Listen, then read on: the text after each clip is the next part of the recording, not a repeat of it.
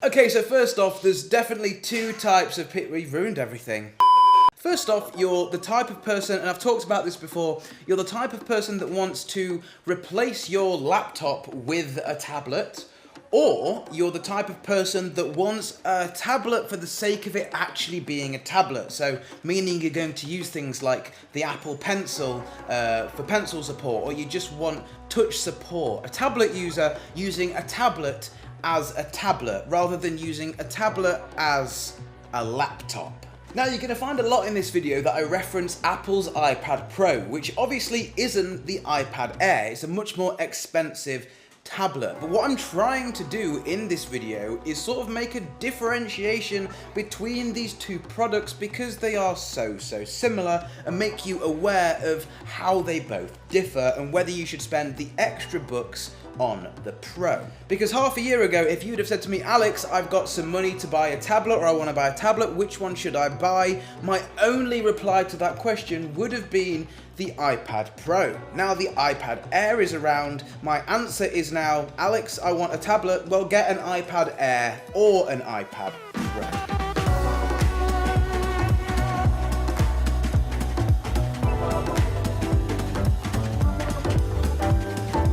On the bottom of it, luckily enough, we can find ourselves a USB-C port. I'm so proud of Apple for not putting Lightning on this thing. It's nice to see that we're trying to USB-C everything.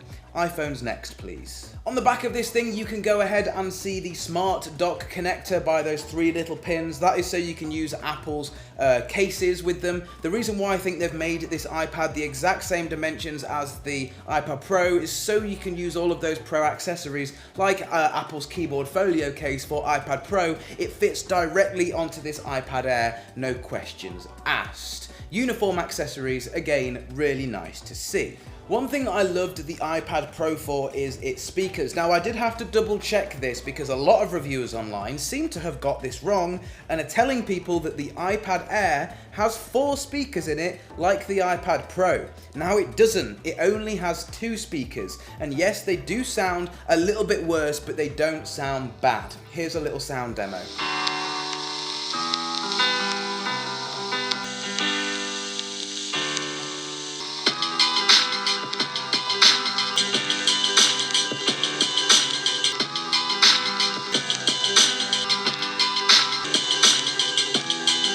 Now, I've already touched on some of these downsides, and I'm not saying they're necessarily downsides, I'm just saying these are downgrades from the Pro. Touched on so far the speakers and the thickness, it's a little bit thicker. So are the bezels on the iPad Air. Now, I thought to myself that you would only really notice if you put them side to side with the iPad Pro. However, Jed, who was getting some B-roll of the tablets last week, noticed the thicker bezels even when the iPad Pro wasn't kicking around. So just take that with a grain of salt. You can tell that the bezels are thicker.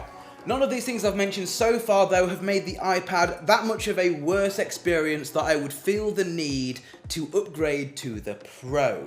Focus there on already mentioned because there's some stuff coming up which we're going to brush on which may make you want to spend that extra money. One thing missing from the iPad Air that's found on the Pro is Face ID. Now, I absolutely love Face ID. It works really well on the iPad, and it even gives you a little arrow if you're covering up the Face ID sensor because the bezels are so thin on the iPad Pro. Well, you don't even need to worry about that on the iPad Air because it doesn't have Face ID. The actual biometric unlock for this is a fingerprint scanner that is built into the lock button. So the lock button is a little bit thicker than that found on the Pro, but it's reading your fingerprint at the same time. Apple are really good at biometrics. Inside this iPad, you can find the brand new A14 Bionic chip. Now, you may be thinking, what does that mean? Please simplify that. Basically, the A14 chip is the same chip as the M1 chip, which is in Apple's new desktop computers like the Mac Mini and MacBook Pro. All that means is that this iPad is absolutely rapid down to that chip and hardware to software optimization, which means this iPad is not only fast now, but it will be fast in 5 years' time 2, more on that later. First big downside is unfortunately the screen for me. Now, I don't think many people will be bothered about this, but if you could, I'd definitely get yourself down to an Apple store just to test this out. Basically, the screen is going to refresh itself 60 times a second on the iPad Air, whereas on the iPad Pro, it refreshes itself at 120 times a second. What does that mean? It means all the animations when you're navigating around iOS, opening and closing apps, scrolling down web pages, which is primarily what you're doing all the time on your iPad, it's going to feel like a much smoother experience on the iPad Pro. Now, I'm going to be perfectly honest with you. When I first got the iPad Air out of the box, I genuinely thought it was broken. I restarted it twice because the screen felt like it was lagging compared to the iPad Pro. Now, I feel like other reviewers have really brushed over this and said it's not as bad as it is, but honestly, I really am not a fan of using the iPad Air after I've used the fluid motion screen on the iPad Pro. It's honestly that much of a difference that for me personally, I would spend the extra money just to get the refresh rate. Talking about the iPad Pro, it's right here and it has a Paperlike screen protector on it. I scribble a lot and note a lot on my iPad, not with the keyboard, but with the Apple Pencil itself. Now, if you knew this or not, the Apple screen is glass, so when you're touching this plastic tip of the plastic Apple Pencil onto the glass, it tends to slip around quite a lot. Paperlike have noticed this and come along and tried to create a screen protector that makes your iPad feel like paper, hence the name Paperlike. Another thing to note as well is the iPad screen is very, very reflective without a screen protector on it, or if you put a glass screen protector on it, it's very, very reflective. These Paperlike ones come with a matte finish, which personally I really, really like. They make it really, really easy to see in direct sunlight or when you're in a very, very bright room. And obviously it really does make the iPad feel like paper when you're using the Apple Pencil, which is the main reason you would buy this. They reached out to sponsor my iPad Air review, so obviously I said yes. If you guys would like to check them out, I'll put all the links for Paperlike down there in the comments. Now, with the screen sat down there chilling at 60 Hz, it does come with one benefit. Now, the Pro and the Air, like I've said, pretty much have the same internals. That goes the same for battery as well. So with the refresh rate sat down at 60, just chilling, that means that you're going to get better battery performance than the iPad Pro, which is having to work harder to push out 120 frames per second. I found that the battery on the iPad Air was really, really good, and I was getting a solid 3 to 4 days of just using this thing ad hoc, throwing it back in my bag and getting it back out again. Another thing that I really love iPads for as well, compared to laptops, and it's something that people don't really think about, is the instant on. Now, Apple are really trying to close this gap with their new M1 processors, basically using the iPad processors in their MacBooks, which now share the same instant on technology, but I think it's something that is sorely missed when you're used to it. Pulling something out your bag and clicking a button like you would on your phone and expecting the screen to come straight to life. Whether you've even thought about that or not, that doesn't happen on your Intel-based laptops.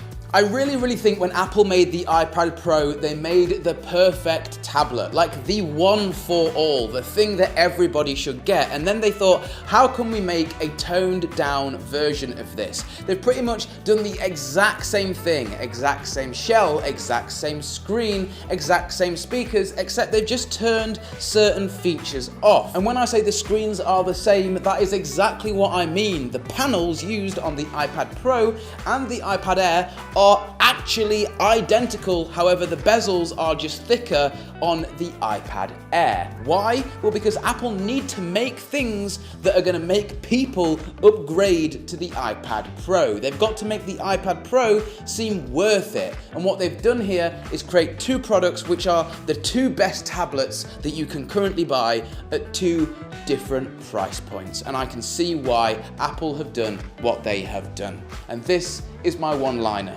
If you guys would like a tablet and you've got £569 to spare, I really wouldn't look further than the iPad Air. However, if you are a little bit of a geek and you're going to be using your tablet all the time, I really do think that you would really like and benefit from the 120 Hz and the 4 speakers and the Face ID. These seem like really small things on the surface, but what they really do underneath is add to the user experience, which is ultimately what it's all about. Do I recommend the iPad Air or the iPad Pro for that matter? Well, I recommend both of them for both of their price ranges. Question is, how much money do you want to spend from your own pockets? But for now, guys, my name's been Alex, this has been TechFlow, and we'll see you in the next one.